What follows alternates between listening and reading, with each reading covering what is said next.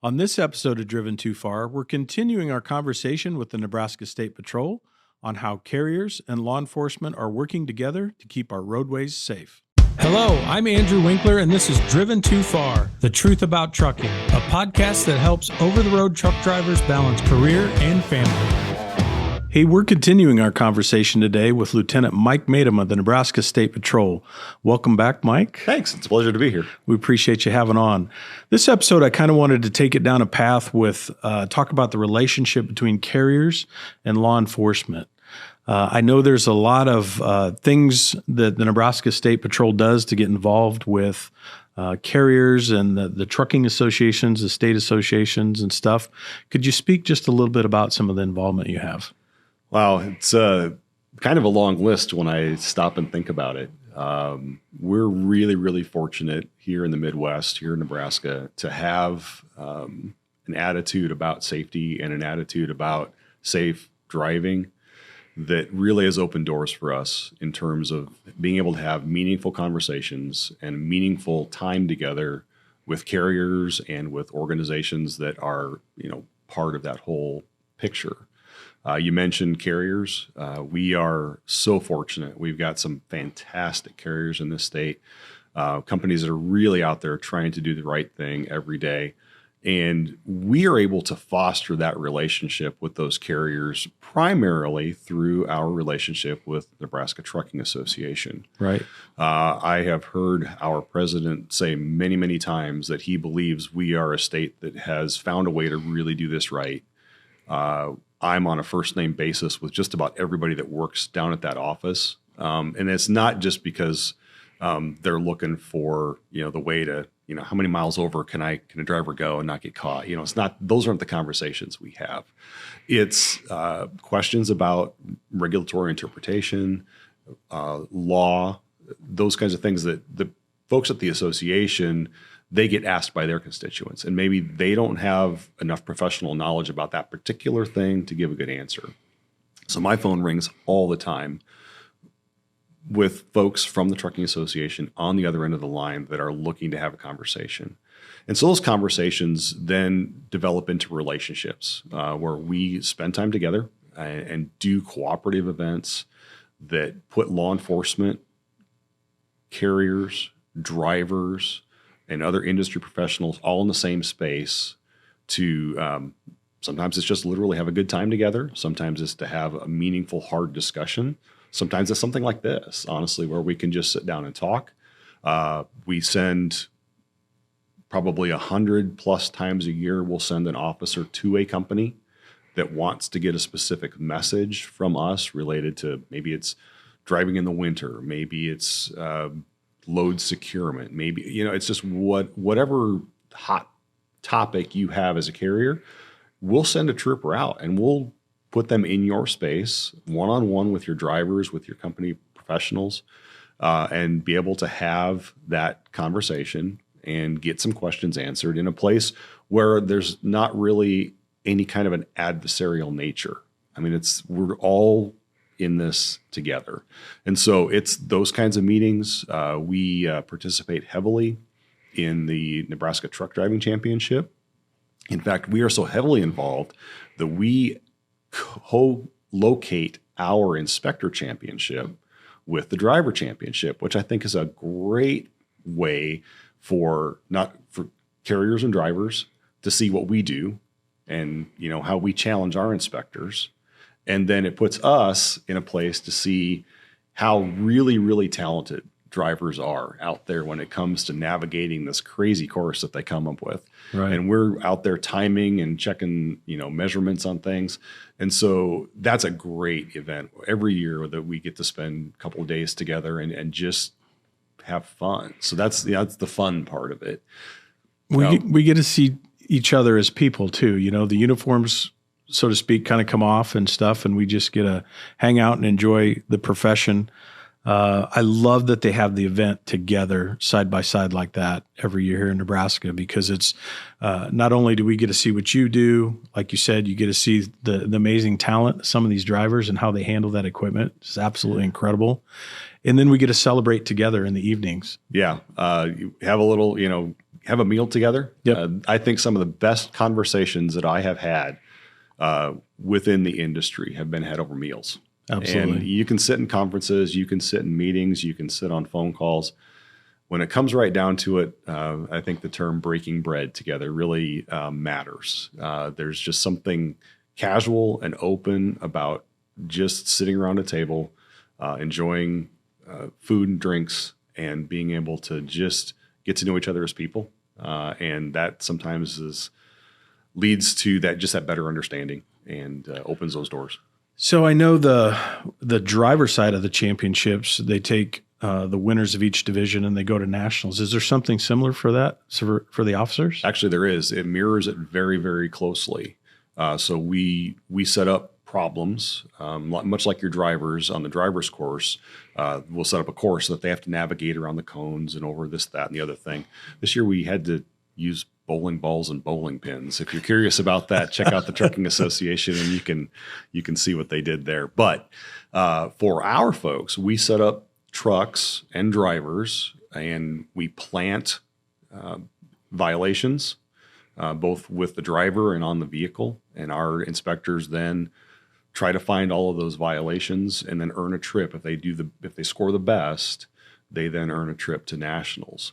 And so for us, it's the driver, it's the vehicle. We do hazardous materials, and we do passenger vehicles. So it's a very, very, very involved competition. But it's for a trip to the nationals. We've done well in Nebraska. We not too long ago, our inspector here from Nebraska was the national championship. There was a national champion for inspectors. So that's a pretty cool deal. Somehow we got to figure out how to get a national championship back here in the Husker State, right? Yeah. So maybe someday. Trooper in a truck. I know that's something that we've participated in for the last few years and stuff. Talk a little bit about that program. Yeah, that was a project that was born out of it was the conversation, right? Drivers saying, well, the police officer just doesn't see what we see. Yes. All they see these big trucks doing the wrong things. They never see what really goes on around a truck. And so I can't say we came up with the idea. I can say we've done some things with the idea that I think are unique to Nebraska. But by and large, the idea is we put a law enforcement officer in the passenger seat of a truck, have that truck run a route that is kind of defined, so we can then have officers that are staged either along that route or somewhere proximate to that vehicle, so that when the onboard officer observes a violation, they use our radio system and we just call out that violation, whatever it is. Most often, smaller vehicles operating around larger vehicles. That's what we see. Improper passing and following too close, those kinds of things that lead to crashes. So it's been a great way to expose our officers not only to what drivers see. Many of them probably had never been in a truck prior to participating in the program. So the vantage point is different. Just the sense of what the road is like when you're in a truck versus in a car, very, very different. And it makes our officers probably a little more empathetic. I think that's the word I want to use, towards what drivers see and say. So that's absolutely a win with that program. You mentioned you've participated, and it gives other carriers like you an opportunity to work hand in hand with enforcement, and just understand a little bit about how we do our business as well. Obviously, the officer that's in the truck can't affect a traffic stop from inside the truck. So Right. we use a methodology that's very much akin to aircraft patrol. So we'll have a trooper in an airplane that's flying over and clocking cars. They can't make that stop. So we radio an officer that has the right equipment, a marked patrol unit, the things that they need to do an inspection. We'll radio that to them, and then they're the ones that actually make the stop. So what does the officer say to let's just say pulled over a four-wheeler? What did they let them know that there was a trooper in a truck, or how do they? Typically, our conversation, we're going to need to explain to the person who's in violation what exactly happened and how we came to that understanding. in the case of like aircraft, we would say, hey, a trooper clocked you from an aircraft overhead and you were going such and such a speed. In this case, we would say, yeah, there was an officer in that big truck back there that observed you pass unsafely. And so I'm here to talk with you about that today. That's great. I love that. Yeah, it's a fun program. I think there's almost as much value in it just from that understanding that I talked about, us knowing what carriers and drivers see and drivers and carriers knowing how we do our business.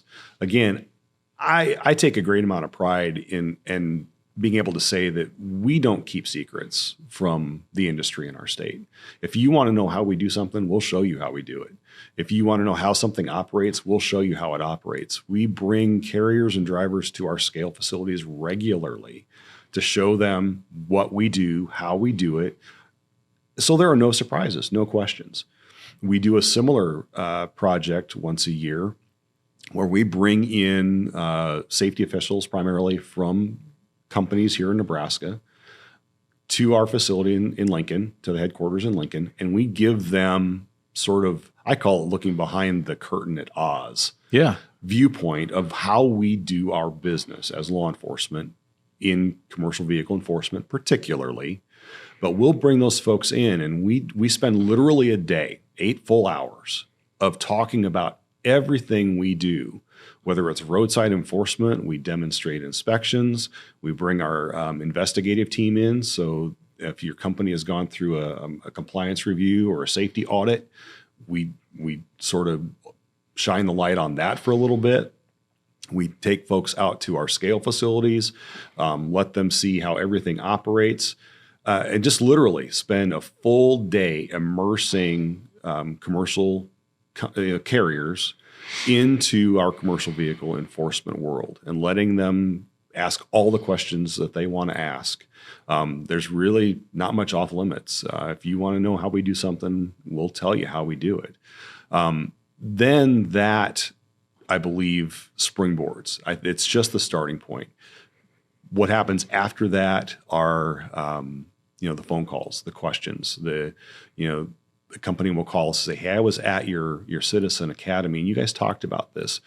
What about? And then the question opens. So it's a matter of familiarity. It's names and faces. It's why you go to conferences or why you go to events that are sort of done together. So people. So when Joe calls me from ABC Trucking, I know Joe. We sat in the same room for 8 hours together. Maybe we had lunch together, but we have a certain amount of familiarity so that Joe can call me and say, hey, I've got this issue and I'm trying to get my hands around it. I think it involves you. Here's my problem. Let's talk about how we find a solution. It's data queues. Companies, I handle most of the data queues for our agency, and having those relationships and having the ability to put our Nebraska carriers inside our organization for a while helps them know that when we do data queues and how we do enforcement, it's better understood. It eliminates questions and helps carriers know that there's nothing personal about what we do. There's nothing, no kind of vendetta. It's right. This is what we do. It's how we do it. These are the rules we're given to play with. And being able to talk about that in a really healthy way, in a non-adversarial way, goes a long. Yeah, so I can see you as a resource now. Absolutely. And someone I can call for answers rather than, worrying about something and not wanting to bring it up. But I think most good truck lines out there, when they're well run, they want to do it right. So you're one more resource that we can lean on to try to get there. Who better to know how are the rules going to be enforced than enforcement? Yes. Right. And so, no, I'm probably not going to tell you how many miles an hour you can go over the speed limit before I stop you. Come on. But I can help you with, hey, this regulation says this. What does that mean in the real world? How are you guys as enforcement? How are you going to enforce you interpreting that, right? that? How do we see that? What is our training? What is our methodology in doing what we do? And again, if we can explain that, I think it takes the mystery out of this. I don't think there should ever be that veil or that curtain that's between carriers and between law enforcement. I think that's an unhealthy place to be. Just nobody trusts anybody. That's maybe how it was done 30, 40 years ago. I don't think that's where we are today or where we should be today, because this really, road safety is a partnership. I have the opportunity, one of the events that we haven't gotten to yet, but I'm going to go ahead and talk about it, is our Driver of the Month program here in Nebraska. This is something that we do in conjunction with the Trucking Association. Carriers have the opportunity to send in nominations of their drivers that they feel are deserving of an award. We award 12 of these a year, one per month, and then make a big deal once a year, and they win the Driver of the Year. And this is just going out and doing their job well every day. These are drivers that have millions and millions of miles. We did one not too long ago. The driver had 4 million miles and is still actively driving. That is a crazy number. That is. And I think there are probably people listening to this that are like, man, I hope someday. Right. 4 million. I just got my first 500,000. I just got my first million. Man, there are drivers out there that have done this 4 million. We had a driver here in Nebraska over 5 million here not too long ago. So, but when we have that opportunity to award that to the driver, one of the things I always try to emphasize is road safety is really a partnership. We don't have very many sworn officers that do commercial vehicle enforcement here in Nebraska. Our sworn strength is about 85, and we're short of that right now due to hiring issues. Everybody's seeing that. But at the end of the day, there's not very many of us, and there are a lot of miles out there. We can't be everywhere all the time. And so we really, really rely on professional drivers to go out and demonstrate that safe operation of that vehicle to the road warriors around them, whether they're passenger cars or other drivers. But it becomes that partnership. And that conversation begins way back where we started here with us being involved, carriers not being afraid to come to us and ask questions, us not being afraid to go to carriers and say, look, we're seeing a pattern here in enforcement, and maybe it's something we need to talk about. Maybe it's something we need to work with you to bring one of our officers out, spend an hour talking with your drivers or talking with your safety team about these things that we're seeing. At the end of the day, everybody that's driving that's hearing this right now wants to go home safe. Yes. Everybody that's driving around you right now wants to go home safe. Yep. I want all of my officers to be able to go home safe. We can all agree that's a place everybody wins. So can we leverage these partnerships? Can we have these conversations? Can we work cooperatively? I think that's really how we all get to that finish line that we're all really striving to get to, which is everybody goes home safe. We all win with safety. Absolutely. Absolutely. Well, I can't thank you enough for joining us here today again. And it's been a real pleasure. Yeah, this has been fun. I'm glad. Your son will be proud. Your first podcast. I think so. So thanks again. We appreciate all you do out there. Thanks. Thanks for joining us on this episode of Driven Too Far. Don't forget to leave us a comment and a 5-star review.